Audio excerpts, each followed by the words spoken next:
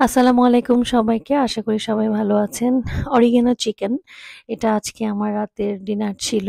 Chopped রসুন, রসুন সুন্দর করে চপড করে নিবেন। চাইলে আপনারা রসুনের গুঁড়ো ইউজ করতে পারেন, তবে চপড রসুনই এই রেসিপিটার সৌন্দর্য। নিয়ে নিবেন চিলি ফ্লেক্স। এটা চিলি ফ্লেক্সের জায়গায় যদি মনে করেন কাঁচামরিচ বাটা নিবেন সেটাও পারেন, তবে রেসিপিটা আসলে চিলি ফ্লেক্স একটু ডিফারেন্ট স্বাদ হয়। নিয়ে নিলাম oregano. This is very healthy একটি হার্বস, যা আসলে আমাদের স্বাস্থ্যের জন্য খুবই উপকারী। স্পেশালি পিজাতে থাকে, অনেক রকম খাবারই থাকে। নিয়ে নিলাম গোলমরিচ, ব্ল্যাক পেপার, খুবই হালকা মশলা। যারা ডায়েট করেন তাদের আসলে নানা রকম রেসিপিস লাগে রাতে। নিয়ে নিলাম সল্ট অ্যাজ পার টেস্ট। এখানে সবই ন্যাচারাল জিনিস এই পর্যন্ত ব্যবহার করেছি।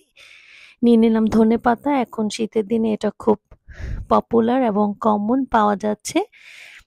এখন পর্যন্ত কোনো কমার্শিয়াল উপাদান এখানে ইউজ করা হলো না। নিয়ে নিলাম লেবুর রস।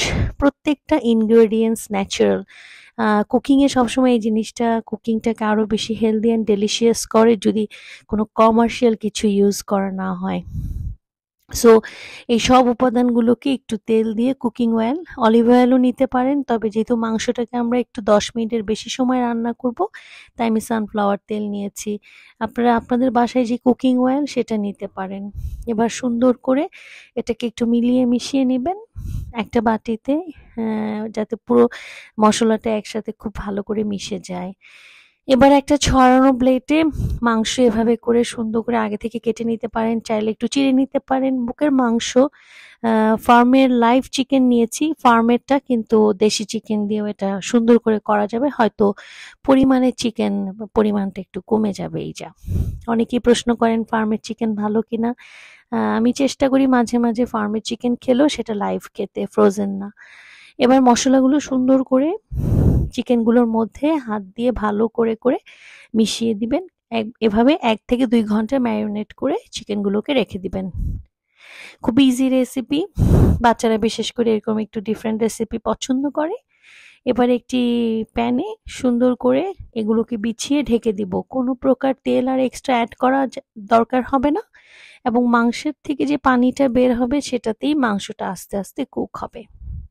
এবার ঢেকে সুন্দর করে অপেক্ষা করবেন, এবং 1-2 বার চিকেনটাকে একটু উল্টিয়ে দিলে বেটার, তাতে কুকটা সুন্দর মতো হবে। মেক শিওর মাংস যেন খুব সুন্দর করে কুকড হয়। এবার সার্ভিং এর পালা। একটা ব্রেস্ট পোর্শন একজন পার্সনের জন্য। তার সাথে নিয়ে নিব কলিফ্লাওয়ার বা ফুলকপি সতে।